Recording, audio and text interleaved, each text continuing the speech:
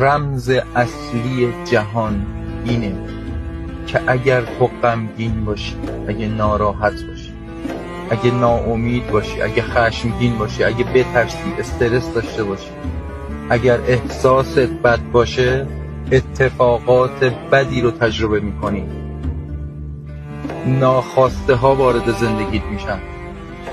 اما اگر امیدوار باشی، از صبح که از خواب بیدار میشی با احساس خوب بیدار بشی، بی توجهی کنی به اتفاقات بد، به اخبار بد، به شرایط بد، بی توجهی کنی بهشون و توجه تو بذاری روی زیبایی ها، روی نعمت هایی که خداوند بهت داده، حال خودتو خوب نگه داری، بی دلیل بخندی، حال خودتو خوب نگه داری، لاجرم اتفاقات مثبت وارد زندگی میشه.